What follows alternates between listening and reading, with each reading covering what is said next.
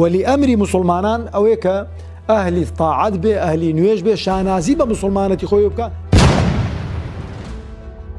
خەڵکێک دەڵێ ئەوانە وەلی ئەمرن و جا هەرچی کردیان و هەرچی نەیان کرد ئەوە دەبێت گوێ ڕایاڵ بنەوە و ئەسڵ و ئەساسی نییە. وەلی ئەمری مسلمانان دەبێت لە ناو مسلمانان خۆی بە مسلمان بزانێ، نەک لە ئیسلام هەڵگەڕابێتەوە، نەک ئیعلانی عەلمانیەتی کردبێ، نەک قانون و یاسایەکی دەستکردی لە جێ شەریعەت دانابێ و شانازیشی پێوە بکاتن و دۆڵیشی بۆ بکتێوە لە پەرلەمانیش دەیان و سەدان قانون و یاسای دیکە دەربکاتن کە پێچەوانە شەریعەتی خوایە.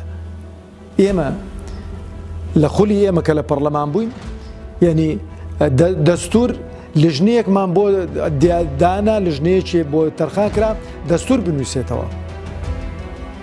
دەستور لەسەر چ نەنووسراوە لە هەرێمی کوردستان؟ لەسەر پێگەی شەریعەت. ئەو حیزبە عەلمانیانە بەبێ ئیستیثنا هەموو حیزبە عەلمانیەکان ڕازی نەبوون کە شەریعەتی ئیسلام پێگەیەکی بەرچاوی هەبێتن لەو دەستورەیدا.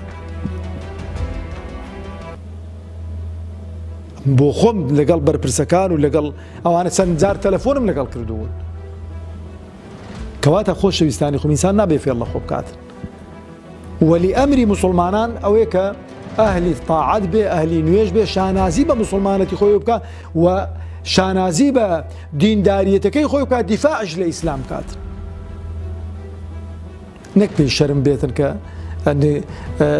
نوێژ بکایان پێی شەرم بێ، کە بە ڕۆژوو بیان پێی شەرم بێ پێی بڵێن مسلمانە.